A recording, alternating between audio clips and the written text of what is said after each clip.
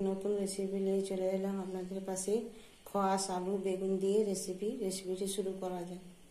রান্নার জন্য হাঁড়ি চাপিয়ে দিয়েছি, উনানে দিচ্ছি সয়াবিন অয়েল,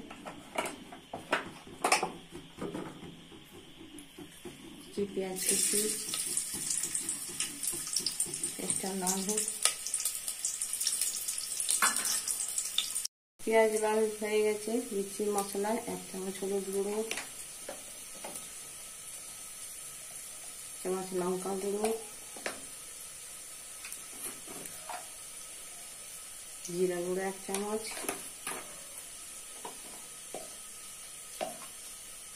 লবণ, সামান্য পরিমাণ জল দিচ্ছি। মশলাকে ভালো করে কষে দিতে হবে।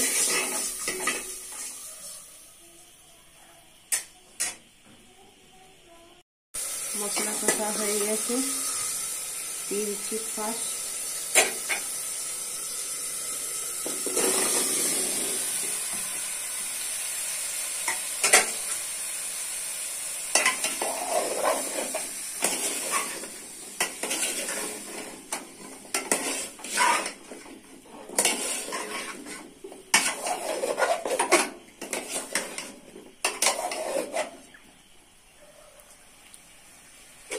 চাপা দিয়ে রান্না করে নিতে হবে।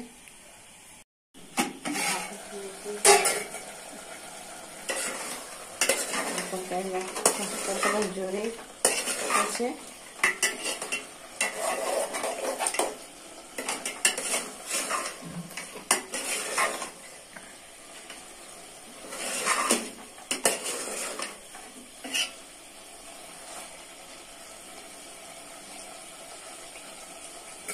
চাপা দিয়ে রান্না করে দিতে হবে।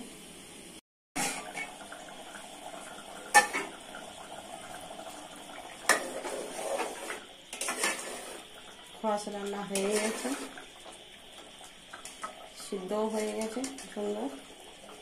আপনাদেরকে বার করে দেখাচ্ছি।